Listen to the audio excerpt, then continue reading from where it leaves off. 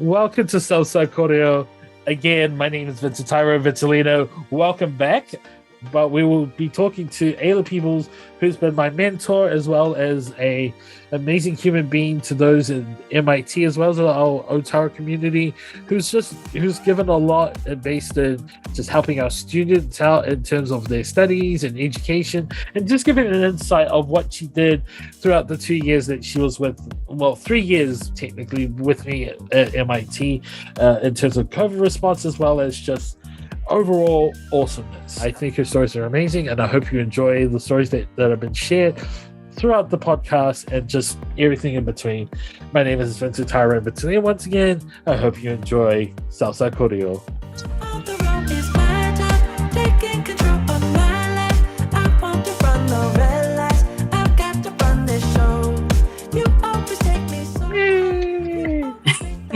Kia ora, everyone. So, Aayla, like I said, at the start of this, you're my mentor, basically. We went through 3 amazing years working with MIT Student Council, and then went on to just awesome things. So, I know that we worked on with MIT in terms of the response in COVID. What were your first thoughts when March 22nd happened? If you remembered, that first time going into lockdown. Well, first off, I just want to say thank you. I am very flattered that you consider me, as a mentor. It was 3 wonderful years together. And, one thing I really love about you, Vinnie, is you've got a massive heart for our community. And it's obvious, you doing this podcast and trying to get some, information out to our community and support the COVID response. So thank you. It's very much appreciated. The COVID, what did I think on day one? Yeah, actually, I'm a bit of a scaredy cat. So I immediately assumed the worst. So when they said that there was an outbreak and a pandemic and, the COVID thing, I immediately thought of Ebola, and measles and, all these horrible pictures. Yeah, absolutely. All these diseases that have sort of popped up in the last few years in my lifetime. And so I immediately thought the worst. So, yeah, and then it sort of come to fruition over the last couple of years, with more and more people getting ill and dying. And so probably not as bad as Ebola and measles, but, definitely not a good disease to have around in the community. Absolutely. It still has the same devastating effects when it did roll out, especially we're still facing those ongoing things, especially like measles. We still have those drives for people to basically go out to get the vaccines and whatnot. So that's important. We'll come back to the vaccine things later and talk about your experience. But I wanna ask that amazing response by MIT. Like the first thing was that, as a true leader, Gus Gilmore throwing those emails out to students and to reassure them to not be afraid. I know for a fact when I read that email from him, it was a beautiful email at that time. So if you don't mind, if we can go through like some of the stuff that the MIT went with students, because I was talking to Micah Cecily, our current president here at MIT. If you don't mind sharing some of the initiatives that not only the council went through, but MIT alone went through in terms of keeping our students aware and up to date and safe, as well as their teaching. Cool. Yeah, I must commend MIT, good old MIT for their response to this whole COVID situation. In the early days, I think they got a lot of feedback from our learners, especially our student leaders, saying, we need, more timely information. It needs to be, more reflective of our value manaakitanga, and, they had a lot to say. And so I appreciate that MIT leadership took that on board, and they have now sort of formulated a response that is more inclusive of learners or students. So I don't know, maybe Micah mentioned in her episode, she's actually part of the COVID response team for MIT. So they've got the ground level view, speaking to the decision making forums, and so as you said, a lot of our comms that come through Gus are again more of sort of reflective of our values, but also more relevant to our learners and community. And to be honest, we still have room for improvement as well. But yeah, I love that they are including students in their decision making. A couple of the maybe cool initiatives that I have appreciated during my time at MIT. One of them is I think it's so great to see the community really rally around. So, it's not just MIT, but it's all about Otara and our South Auckland communities. And so there have been all these wonderful organisations and groups that have popped up, to deliver food parcels, support people with travel to, testing or vaccinations, people really rallying together for those that are, most in need. So that's become very apparent to me. And I love MIT and I love our South Auckland community for that. And then one of the cool things that we sort of drove internally was an outreach project, which we called We Care. Basically, we identified our most at-risk learners or students who aren't able to sort of engage in the online learning. We know in South Auckland that many of our peoples don't have access to technology. It's a luxury. And so there's been a good response in terms of us, in partnership with the government is, trying to, get devices out to students and help to, get them support, financial support that they need. So there was 25 people from across our organisation in all different departments, which you'll appreciate, even people from property and campus and, HR, and they all came together and I think we called almost about 1,000 students that were deemed at risk or hadn't participated in online learning. We called them, and more so just a well-being check-in. How are you going? How's your whānau? Checking in on the hauora and their well-being. So check in. How are you doing? How are you going with online learning? If you're not, do you need technology? Are you going through hardship? Do you need, support to learn how to use technology? All those sorts of things. So we asked them a whole lot of questions, and then in the back end, all our master master mahi, or I think we call them master mahi people, they were in the back then triaging that support. So if a learner or student identified they needed technology or they needed to learn how to use technology, we would then refer them to the right person, and that person would then contact them and give them that support they needed.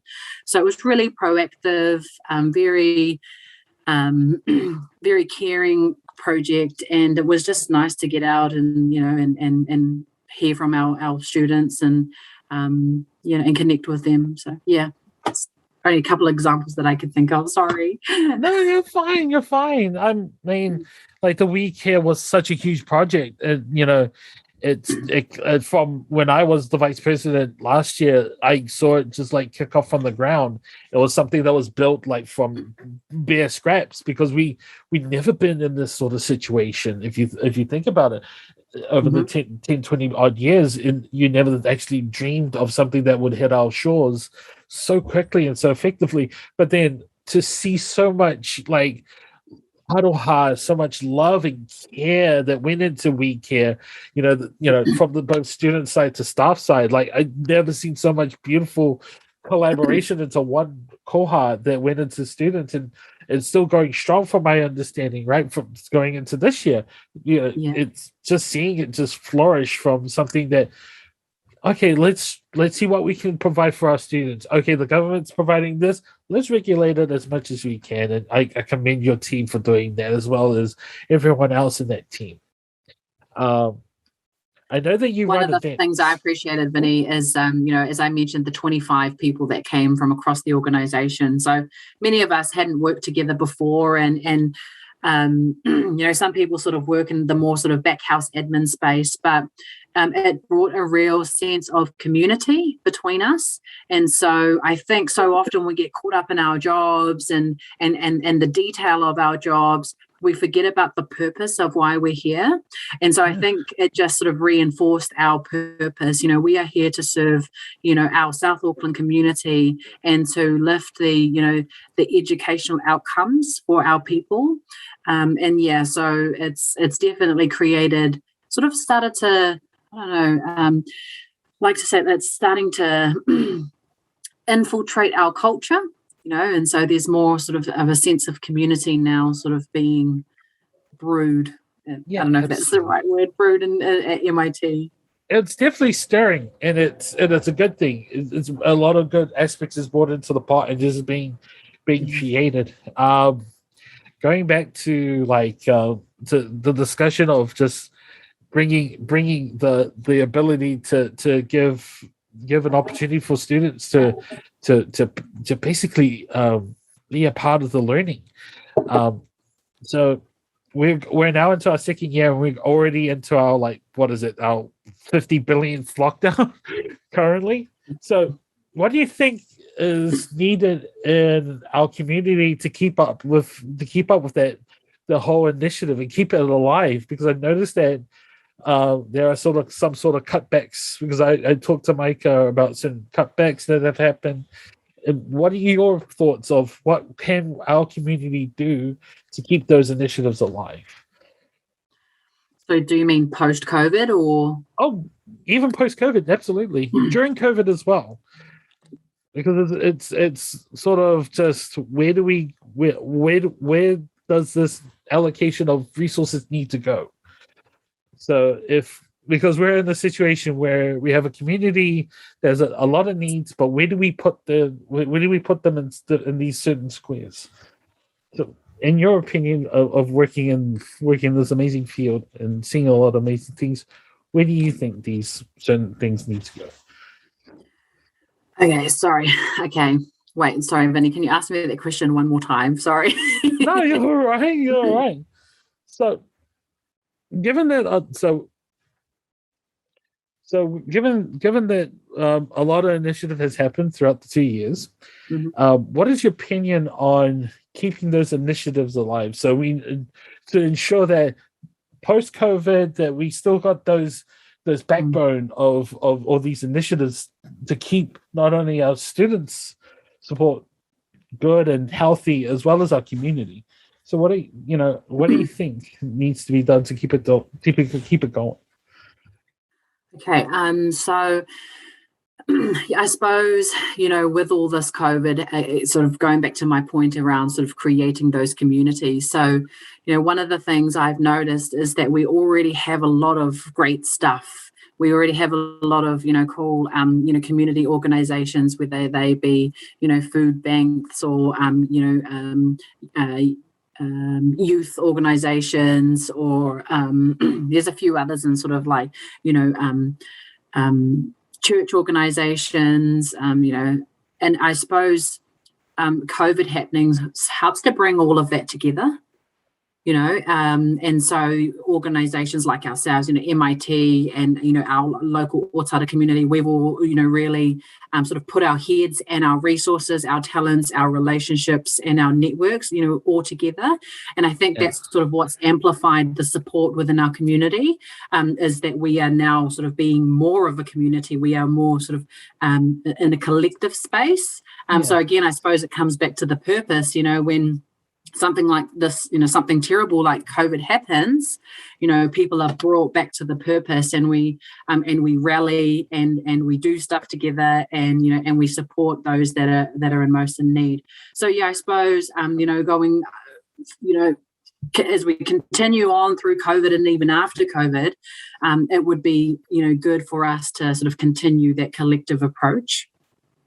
Absolutely. Sorry, did I answer that? No, Sorry, that's beautiful. That's the sort of answers that we want to hear, because there's uncertainties, and when we do hear messages, even from hearing our own Prime Minister Jacinta, our community doesn't understand what's going on out there. Many times it's either like blowing over our heads, or we just don't don't have the grassroots concept, but it's beautiful to hear someone who's in the area who understands it and just be able to beautifully break it down. So again, thank you so much for doing that. It's good. Oh, thanks, Vinnie. Good little feel better. So I love that explanation, and I love that explanation. Let's go to the breast tax, as I like to say. Going into a community like South Auckland, we are very quite close together in terms of our beliefs, and culture-wise, and especially religious-wise. But in terms of education and educating ourselves, what do you see in the near future for our community in terms of vaccines? And how could someone like MIT or my organization, Exeroni Aotearoa, what are tools that we can use to basically educate our people about vaccines? What are your thoughts on that, of how we can educate our people? Yeah, I think it is. It's quite a controversial topic, this one, Vinnie. And I don't think there is any right or wrong answers. I think vaccines, the choice to be vaccinated comes down to personal choice and like you said, like your beliefs. I'm a believer of the vaccinations, and I was on the fence for quite a while up until recently. So I've got my first jab, but. Especially on social media. So my family, friends, and community, they are quite divided. So I sort of have half of my whānau that are pro-vax, or they're into it. And then I have those that are anti-vax, and there's a lot of I think there's skeptics because, well, one, people think it was created at, speed, and then they're not too sure if they trust it. Two, I think, the fact that it's sort of starting to become sort of more enforced now through our governments.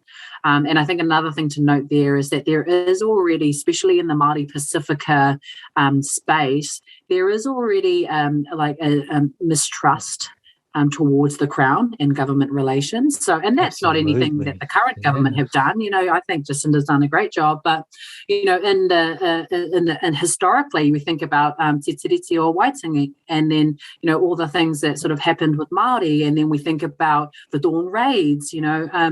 Those sorts of things have created a relationship between communities and government where we're not really on par, and so. Sometimes I think it's not even about vaccinations. It's more about, the approaches or the instructions from government. So, yeah. But I take it from I've been looking around. I've been doing my research. My friends have been telling me, look at this, look at that. So, one of the things I think is when you're making an informed decision, you have to think critically. You can't just look at a piece of information and say, oh, that's right. You have to go looking around at lots of different bits of information and then make your decision based on those conclusions. So I sort of looked at it. The selling point for me was, my doctor encouraging it, and all the health professionals that I know, doctors, nurses, healthcare assistants, they're encouraging it. And I think about vaccinations in general, I think there's about 15 on the New Zealand vaccination schedule, and I've had all of my vaccinations. All my children have had their vaccinations, and we are safe, we are healthy, and we are protected from those diseases. And I think also too with the measles outbreak that we had a couple of years ago, with where they killed lots of children in Samoa. I know the impact, and how deadly these viruses can be. So, we have had all our vaccinations, and we're fine, and I think that based on the track record of the New Zealand medical system, and, these doctors who spend more than 10 years, in study, I think that it qualifies their encouragement to get the vaccination. So basically my decision was based on, my trust in the New Zealand medical system, which I think has served us very well. Definitely me and my whānau in the many, many years we've been around. and another I'll share with you another thing is one time my cousin, she was so she had a baby, and we went up to see her, and she experienced a sort of like a life or death moment where she became really unwell, and I remember being in the room, and everything happened really quickly, and there was a lot of blood, and she was and they had to rush her to theatre. And I just remember there was about 10 medical staff. When the red button got pushed, there were doctors, nurses, and anaesthetists, everybody in the room within a few minutes, and they had her prepared and ready to go, to theatre, and they saved her life. They worked on her tirelessly and diligently, and she was very unwell for a while, but she's still here with us today. And so I think about that situation, or that example, where I know that I can put trust in the New Zealand medical system. So yeah, that's just one of my experiences. It's cool. And thank you so much for sharing something that's very intimate. That story is just a way, shows a little lens in what possibilities of the medical field can do, and it's important that people see that lens, because it's a big one, especially in terms of just how things have gone through in terms of vaccines and whatnot. The gentleman who created penicillin had, if you heard, basically gave the patent for free because he wanted to ensure that everyone was healthy. Everyone that was suffering a lot of these common diseases were able to continue their life. So when you hear vaccines and the after effects or effects or whatnot, it's important to go back to that research. And again, thank you so much for sharing your methods of research and whatnot. My next question was to ask you about your shot and how it went. Did you go with a buddy pretty much, and was it a daunting thing? Yeah, no, I went with my partner, and once it became sort of more of a local thing, then we were into it. To be honest, when they had their whole mass vaccination thing, I wasn't keen. Just I'm not going to say it, but it felt, no, I shouldn't say it, but yeah, it's like lambs to the slaughter. I don't know. Yeah. I think the word mass, I think that's what it was. If they had just called it community vaccination, maybe it wouldn't be so bad. But yeah, so but then of course they took a more local approach. So then, medical centres, doctors and chemists were doing it. So so we just sort of timed it with our normal grocery shop. Me and my partner went down. There's a little chemist in Manukau next to Countdown, and we just went there, and there was nobody there. It was just us two. We walked in, they had it all signposted, and they had a system where you sort of sat on entry, and then you sort of sat after you had your vaccination. But they were really friendly, very professional.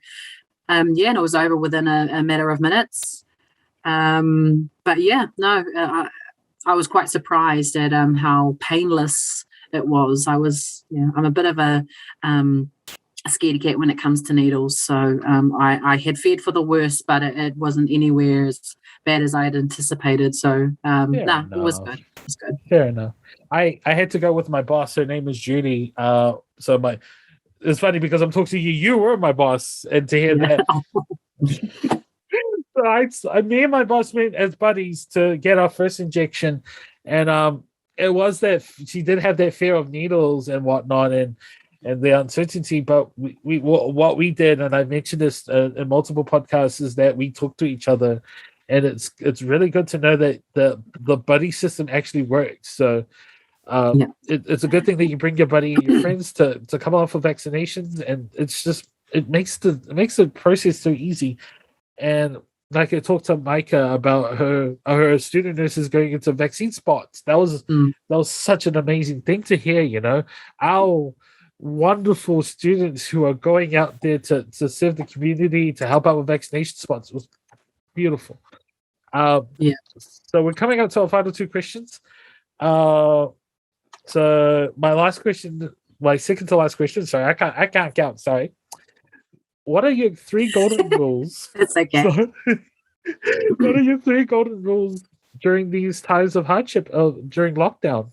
I know that you gave me words of wisdom, and it's still makes me tear up when I think about it, because you're such an amazing person, and I know you have words of wisdom that you always share to our students, that you share to us members of student council. What are the golden three, since we gone through 2 years of lockdown and COVID, what are the three golden rules that you want to share to our community?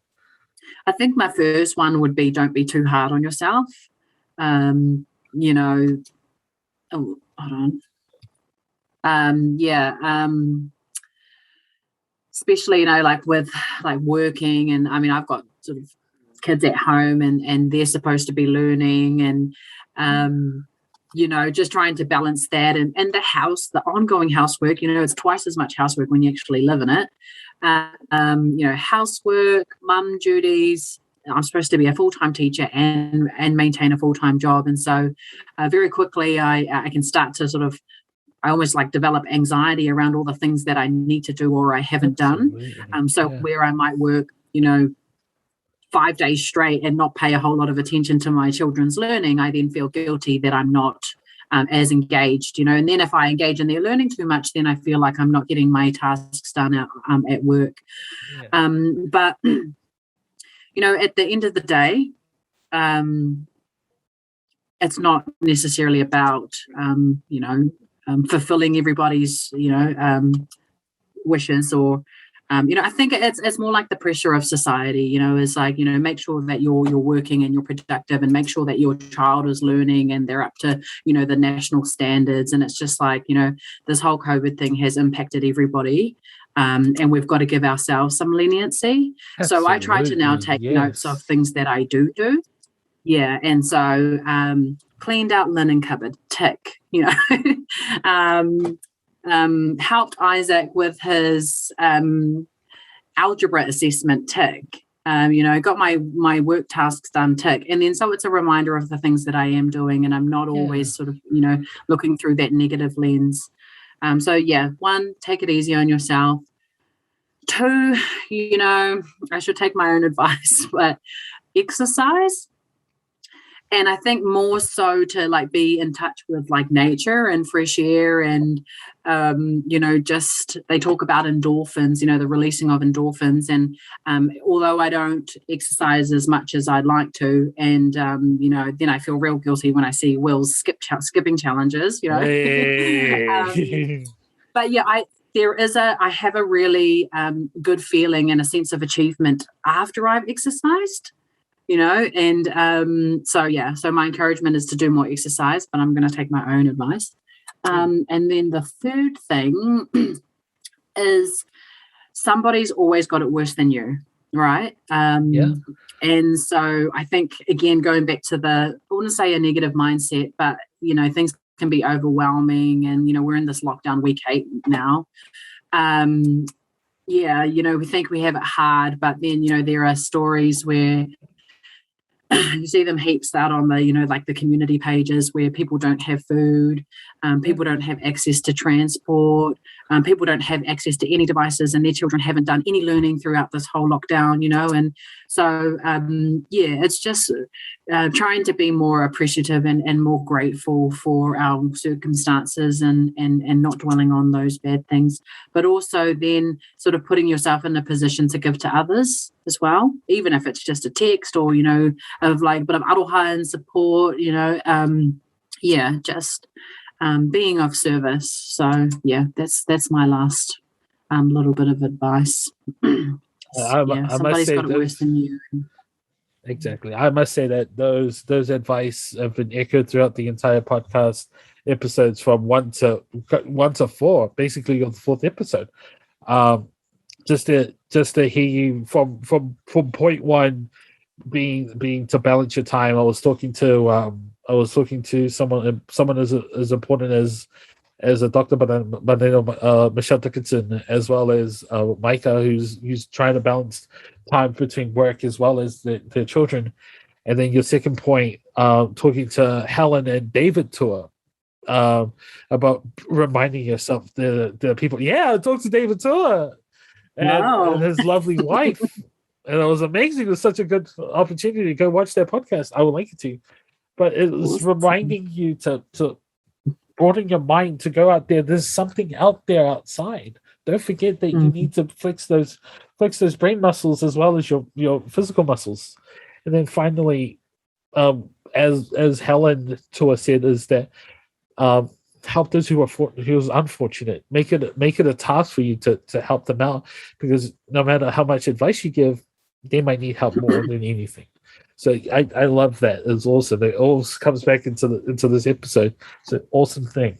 We're talking about the importance of vaccines and whatnot. We had a talk just not too long ago, even just yesterday, about a certain situation in terms of your family and COVID, and I was just wondering if you could share your thoughts on that situation, if you're willing to share it, because you've shared amazing stories throughout the entire podcast. This one will be interesting because we want to hear from a perspective of that person, and especially in a family in that situation, so we can get a clearer insight. So please do share if you can, of course. Yeah. So yesterday, my little sister was diagnosed with COVID-19, and it was a bit of a scare for our whānau because, you don't really. It's not so surreal until it actually happens to somebody you know, and that somebody you know is actually like your direct whanaunga, your sister. So, so she was diagnosed, and she was then moved into managed isolation immediately. So I'll probably need to get her permission to share this. I'm sure she won't mind, but she hasn't. I wouldn't say she's an angel. I think there had been a couple of instances where she'd caught up with her whānau or friends, and then sort of contracted COVID-19, and so everybody was telling her to, my brother, my aunties, uncles, cousins, everybody's telling her, don't you go out and get COVID-19 and bring it back to the whānau. And sure enough, what happened? So I'm sure she's feeling guilty.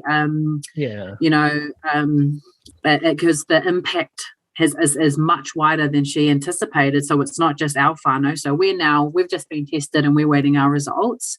Yeah. But it's our whānau, all those people that we've engaged with. My partner's been off to mahi, and my mum's been off to mahi, and now her whole job, they've had to shut down business for a few days until everybody gets tested. And so, people will go without pay, businesses will go without money because of the sort of the actions of one person. But, she's young, she's still a minor.